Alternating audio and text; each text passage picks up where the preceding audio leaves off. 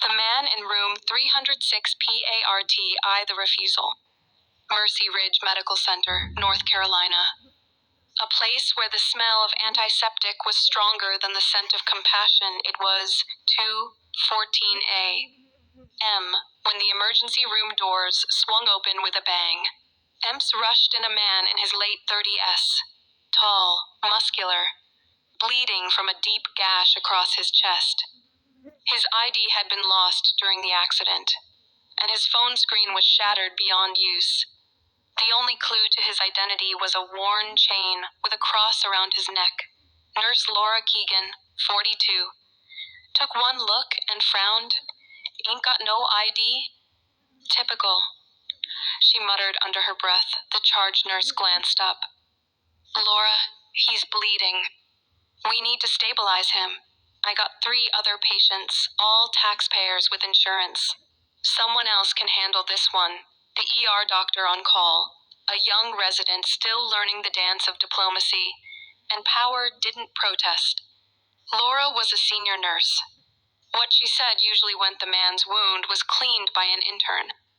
He was sent to room 306, away from the main floor, out of sight, out of priority. His pain meds were delayed, his vitals unmonitored. For hours he faded in and out of consciousness, whispering something no one could hear clearly. PRT. I the run by morning. News vans were outside. Laura arrived for her second shift, coffee in hand, scrolling through her phone. She stopped dead in her tracks as she read the headline, "CEO of Ridgetech Industries. Elijah Marks, injured in hit and run, critical condition."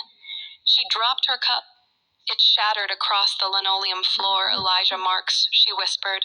A fellow nurse looked up. "Yeah, turns out it was him. You know, the guy who donated $20 million to the state's public hospital fund? Founded that scholarship program for minority med students. He's here?"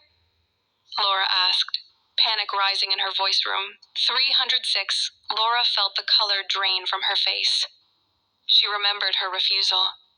The delay. The pain. The indifference. She turned on her heel and left the hospital without clocking out. PART. The reckoning. The story exploded. Nationwide footage surfaced of Nurse Laura refusing to treat the unidentified black man. A med student had recorded part of the interaction as proof of negligence during a case study. Within 48 hours, she was fired. A week later, she was served with a civil suit. But the twist came not in the courtroom, but in Elijah Marks' press conference, sitting in a wheelchair, his chest bandaged. Elijah looked into the camera with clear, steely eyes. "I wasn't surprised," he said. "It's not the first time I've seen racism dressed as protocol." He paused. "But let me be clear, this isn't about revenge. This is about responsibility." He announced a new initiative. The Room 306 Reform Fund, a national watchdog group focused on uncovering racial disparities in hospital treatment, training AI to detect patterns of medical neglect, and funding hospitals in under-black communities. When asked if he would personally press charges against the nurse, Elijah smiled. "I don't need to," he said. She already ran from the job, from the mirror, from the truth. PART.